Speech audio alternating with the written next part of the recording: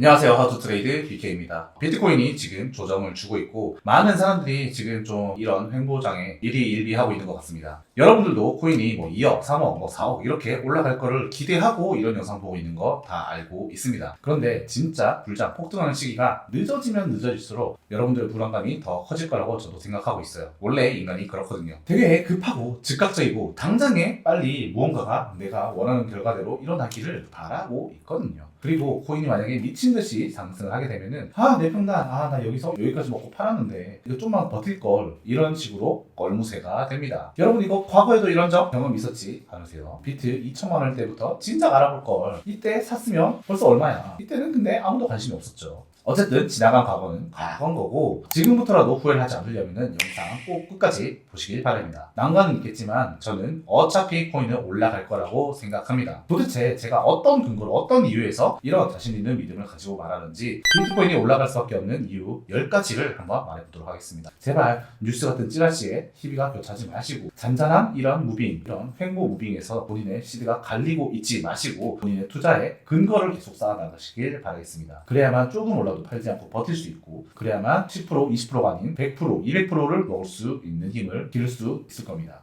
그리고 꼭 끝까지 보시고 제 생각에 일리가 있다, 동의한다 라는 분들은 좋아요 한번 눌러주시고 나는 다르게 생각한다 또는 나는 다른 근거를 보고 있다 이러신 분들은 댓글 한번 남겨주세요. 저도 참고하도록 하겠습니다. 그러면 바로 시작할게요. 첫 번째는 바로 반감기입니다. 반감기가 뭐냐? 비트코인은 어려운 수학 계산을 해결하고 나면 보상을 받는데 그것이 바로 비트코인으로 받는 겁니다. 근데 이 계산이 정말 어렵거든요. 그러다 보니까 그래픽카드도 엄청 많이 쓰고 전력도 많이 소모하고 이러잖아요. 디테일한 부분까지는 모르겠지만 저도 그렇게 알고 있습니다. 그런데 이 반감기가 지날 때마다 뭔 일이 생기느냐? 보상이 절반으로 줄어들어요. 우리 수요와 공급 알죠? 공급이 절반으로 줄어든다고요. 그러면 어떻게 되겠어요? 당연히 가격이 오를 수밖에 없습니다. 동일한 수요가 있다는 가정하에. 그냥 일상생활에서도 예시를 들어봐도 우리는 충분히 이해를 할 수 있죠. 기후변화가 와가지고 배추 생산이 갑자기 안 돼. 그럼 어떻게 돼요? 가격이 높아지잖아요. 왜? 사려는 사람이 동일하지만 개수가 적어지니까 자연적으로 비딩이 붙는 겁니다. 물론 채굴자들이 채굴해놓은 코인을 반감기 전에 던질 가능성도 있기 때문에 가격이 일시적으로 하락하겠지만 이번에도 결국은 반감기 이후에 수요와 공급에 의해서 비트코인의 가격은 또다시 올라갈 거라고 저는 생각합니다. 비트코인이 올라가는 이유 두 번째 바로 ETF 승인입니다. 비트코인 현물 ETF가 올해 1월에 승인이 되었어요. ETF가 정말 별거 아니다라고 생각할 수 있는데 전혀 아닙니다. 정말 중요한 이슈였어요. 흔히 말하는 세력들이 어마어마한 돈을 싸들고 이 시장에 들어오는 겁니다. 원래도 당연히 세력들은 있었겠지만 이제는 대놓고 합법적으로 시장을 유린하러 들어오는 거예요. 세계 최대 운용사 중 하나인 블랙록에서는요 운용 금액만 100억 달러가 넘어요. 그 돈의 1%만 코인 시장에 유입된다 하더라도 1억 달러예요. 1억 달러가 우리나라 돈은 얼마죠? 1조예요. 그 외에 피델리티, 그레스케일, 아크 등등 엄청난 규모의 운용사들이 모조리 다 ETF에 뛰어들고 있는 상황이죠. 그러면 이 기관들이 물량을 확보해야 되잖아. 그럼 어떻게 하겠어요? 당연히 와리가리를 엄청 치겠죠. 그러면서 개미들이 더 이상 버티지 못하고 비트코인 물량을 털어내도록 만들 겁니다. 그래서 본인들은 그 가격을 조금이라도 싸게 아래에서 받아 먹겠죠. 그렇게 기관들이 물량을 다 확보하고 나면은 가격이 올라갈 겁니다. 지금 보시는 건 이제 비트코인 ETF에 대한 전반적인 오버뷰입니다. GBTC 뭐죠? 그레스케일이고요. IBIT 뭐죠? 블랙록입니다. FBTC 뭐요? 피델리티예요. 아크 이런 엄청난 규모의 운용사들이 다들 비트코인 ETF에 뛰어들고 있는 겁니다. 러닝 다 하고 있죠. 다 뛰어들고 있어요. 시가총액 얼마씩 들어가 있어요? 21.96 빌리언입니다. 엄청난 이제 시가총액을 가져가면서 사람들이 다 들고 있습니다. 그리고 얘네들은 나중에 온체인 데이터에서 또 말씀드리겠지만 이런 기관들의 포트폴리오도 우리가 볼 수가 있어요. 비트코인뿐만 아니라 알트코인들에 대한 포트폴리오도 포함이 되어 있다는 것을 우리는 또 나중에 확인할 수 있습니다. 그렇다면 뭔 말이냐? 비트코인 가격이 올라갈 수밖에 없다. 전체적인 코인 시장이 커질 수밖에 없다라는 얘기가 되겠죠. 비트코인 가격이 올라갈 수밖에 없는 이유 세 번째 바로 올해 11월 5일에는 미국 대선이 있습니다. 참 아이러니하게도 비트코인 반감기가 있는 해에는 꼭 미국 대선이 있었어요. 사토시가 의도했든 안 했든 간에 비트코인 가격 상승에 영향을 주는 부분 중 하나라고 생각합니다. 왜? 선거철에는 항상 돈이 풀립니다. 어떻게든 그 사람들도 표를 획득해야 되니까 무리해서라도 돈을 풀고 정책을 완화합니다. 이처럼 표를 획득하기 위해서 대중의 인기에만 영합해서 목적을 취하려고 하는 행태를 우리는 포퓰리즘이라고 하죠. 당연히 안 좋은 말입니다. 하지만 포퓰리즘은 어느 나라에도 있고요. 누구나 사용합니다. 사실 저라도 당장 급한 불 꺼야 되니까 다른 사람들 관심 사야 되니까 이런 포퓰리즘 같은 거 뭐라도 할 것 같아요. 민주당의 이제 바이든 그리고 이제 공화당의 트럼프 이 두 분 다 코인에 관한 메시지를 던졌어요. 도널드 트럼프 후보는 어떻게 됐죠? 코인에 대해서 엄청나게 긍정적인 발언을 하면서 당선 공약으로 아예 비트코인의 결제를 때때로는 허락할 거다. 비트코인을 어느 정도는 인정해 주겠다라는 메시지도 던지고 있습니다. 이 외에도 경기 부양을 위해서 각 당에서 천문학적인 돈을 풀고 있고요. 그러다 보니까 어떻게 돼요? 돈이 시중에 많겠죠. 유동성이 풍부해집니다. 그러면 그 돈들이 다시 일부는 또 코인 시장으로 유입이 될 거고요. 그렇게 되면은 코인 시장의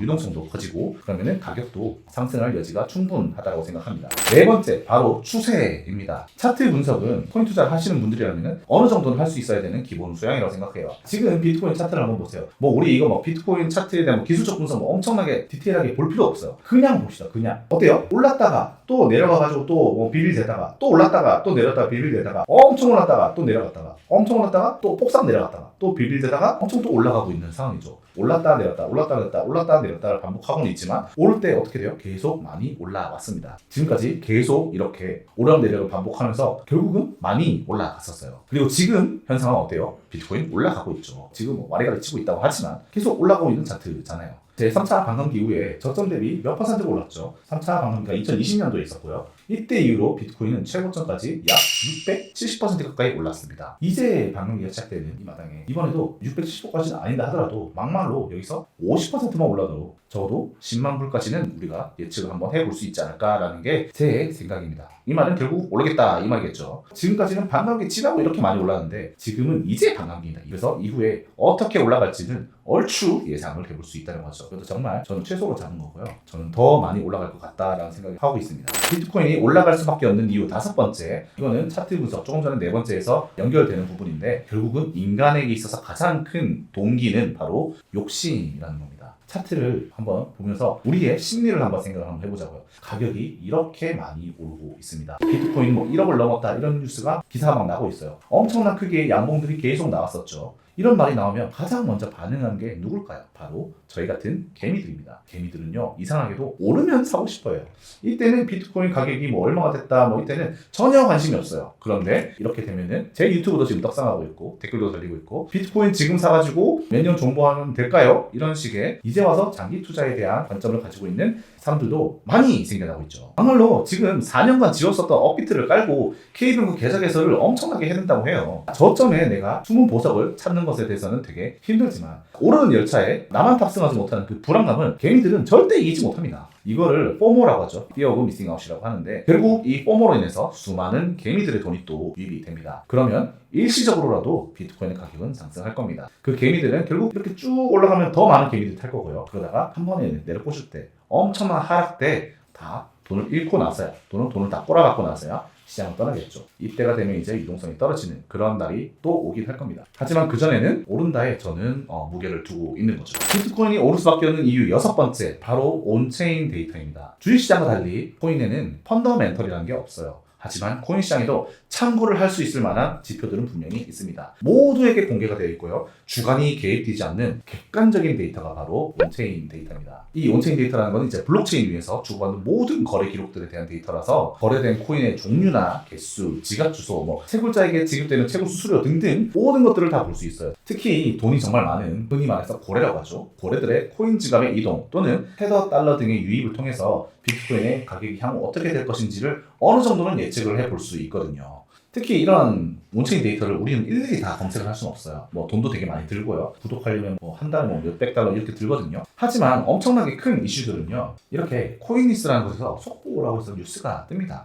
이런 식으로 통해서 우리가 온체인 데이터를 간접적으로 볼 수도 있고요. 보면은 이런 CPI가 어떻게 됐다 이런 것도 나오고 미국 정부가 무슨 2000 BTC를 코인베이스 프리미엄으로 이체했다 이런 식의 뉴스가 나오기도 하고요. 비트코인이 이제 유치가 되면은 비트코인을 판매를 하려는 가능성이 높기 때문에 비트코인 가격이 일시적으로 하락하거든요. 이외에 저스틴 선 2시간 동안에 바이낸스에 1억 USDT 입금, 1억 원의 달러를 입금을 했대요. 그 말은 뭐예요? 이 달러를 뭘 하겠어? 코인을 사겠죠. 사면은 가격이 올라가겠죠. 이런 식의 뉴스를 통해서 우리가 비트코인 가격이 단기간에 어떻게 변할 것인지를 확인을 해볼 수 있는 겁니다. 그런데 최근에는요, 엄청난 기관들이 유입이 들어오고 있어요. 뉴스에 보면요, 이제 USDT 입금량이 엄청나게 들어오고 있는 거를 이제 코인리스트를 통해서만 봐도 많이 볼 수 있거든요. 제가 앞서서 뭐라고 말했죠? 테더의 입금은 결국 비트코인의 구매로 이어질 가능성이 높고, 그렇게 되면 코인 가격의 상승을 예측을 해볼 수 있다고 했죠. 이런 식으로 온체인 데이터 상으로만 보더라도 테더에 엄청난 유입이 들어오고 있다, 자금 유입이 들어오고 있다라는 것을 이해할 수 있었습니다. 비트코인이 오를 수밖에 없는 이유 7번째는 바로 금리 인하입니다. 코인 시장에서 가장 중요한 이벤트를 따지자면은 FOMC나 아니면 CPI 지수 발표 등이 있겠죠. 그런데 우리 같은 이제 크립토 커런시 트레이더를 하면은요, 이 FOMC에 되게 민감하게 반응할 수밖에 없어요. FOMC가 뭐죠? 바로 금리, 기준금리에 대해서 발표하는 거예요. 그래서 이때는 항상 FOMC, 미국 연준 의장이 나와서 향후 금리가 어떻게 될 것이다, 어떻게 금리를 조절할 것이다에 대한